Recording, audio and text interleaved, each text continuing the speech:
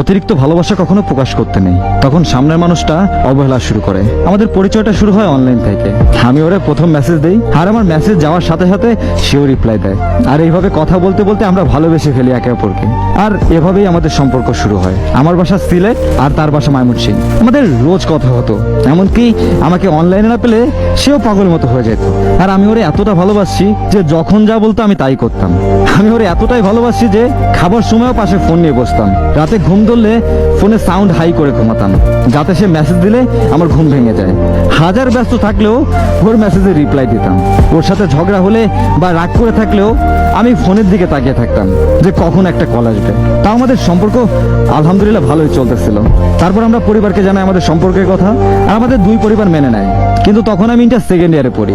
সে জানতো আমার বাবা নেই, বাবা ব্যবসা করতো, আর বাবা মারা যাওয়ার পর আমাদের ব্যবসা দেখতো আমার খালার জামাই। ধীরে ধীরে আমাদের বিয়ের কথা হয় দুই পরিবার থেকে। কিন্তু সমস্যা হয় ওর পরিবার আমাদের কাছে 20 ভরি সোনা চায়। এই কথা শুনে আমার মা ওদেরকে বলে যে আমি দিতে পারবো, কিন্তু দেখেন এত টাকা এখন দিলে আমাদের ব্যবসার অনেক ক্ষতি হবে, যা পরবর্তীতে আমার ছেলের জন্য সমস্যা হবে। আর ছেলেকে ফ্রান্স পাঠাবো বলে পাসপোর্ট জমা দিচ্ছি, ওই জায়গায়ও তার অনেক টাকা লাগতেছে। আমরা এখন মেয়েকে রিং পরায় রাখি, আমার ছেলে যাওয়ার পর পর তোমরা যা চেয়েছো তাই দিব। পরে আমার দিকে তাকিয়ে আমার মা বলছিল 12 ভরি সোনা দিবে, কিন্তু ওর পরিবার মানেনি। ওরা যা চেয়েছে তাই দিতে হবে। ওরা নাকি যা চেয়েছে তা পেলে ওরা মানুষকে বলতে পারতো যে 20 ভরি সোনা দিয়েছে।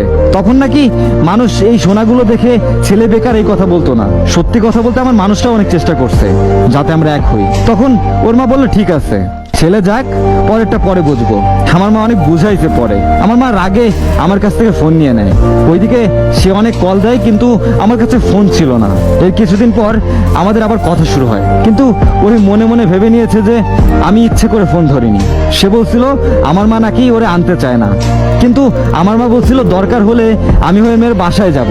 আমরা দুই পক্ষ কথা বললে সুন্দর একটা সমাধান বের হবে। কিন্তু আমার মাকে আসতেও দেয়নি। আর ওই থেকে শুরু হয় আমার প্রতি ভালোবাসা কমা। আর তখন থেকে ইচ্ছে হলে মেসেজ করতো, ইচ্ছে হলে কল দিত। আর এইদিকে আমি তার মেসেজ বা কল দিলেও সে অনলাইন থাকলেও আমার ফোন ধরতো না, কল দিলেও সে অনলাইনে থাকার পরেও আমার ফোন ধরতো না। কল বা মেসেজ যখন ধরতো না তখন কেন ধরনি এই কথা বললে সে বলতো তার কাছে এত সময় নেই। আর এভাবে আমাদের ঝগড়া শুরু হয়। কিন্তু সত্যি কথা, তার একটা মেসেজের জন্য আমি 6-7 ঘন্টা অপেক্ষা করতাম। আমি বলছিলাম আমার উপর বিশ্বাস রাখতে পারো, আমি তোমায় রানী করে রাখবো। কিন্তু সে আমার ভালোবাসা বুঝতে পারেনি।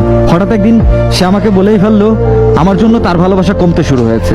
ওই কথা শোনার পরেও আমি ওরে ছেড়ে যাইনি। ও একটা কথাই মনে মনে ঠিক করে নিয়েছিল, ও আর আমার সাথে থাকবে না। তারপরও শেষ 2টা কথা বলেছিল, সে যদি আমায় নাও পায় সে আফসোস করবে না, সেটা ভাববে যে আল্লাহ তার জন্য নাকি আমাকে মঙ্গল হিসেবে রাখেনি। সে আরো একটা কথা বলেছিল আমি কেন এত মেসেজ বা কল দিই, আমি নাকি তার জীবনে গুরুত্বপূর্ণ মানুষ না। তখন আমি ভেবে নিয়েছি সে হয়তো আমায় ভুলে গিয়েছে, সে আমার থেকে মুক্তি চাচ্ছে। আর আমি তখন নিজে ওর সাথে যোগাযোগ বন্ধ করে দেই। অতিরিক্ত ভালোবাসা প্রকাশ করলে সে মানুষটা তোমাকে অবহেলা করবেই। টাকা পয়সা সোনা দানা এসব কখনো ভালোবাসার ভিতরে থাকে না। কি দিল না দিল এইসব হিসাব ভালোবাসায় থাকে না ভাই। তবে অতিরিক্ত কোনো কিছুই ভালো না। হয়তো এই গল্পটাই তার প্রমাণ।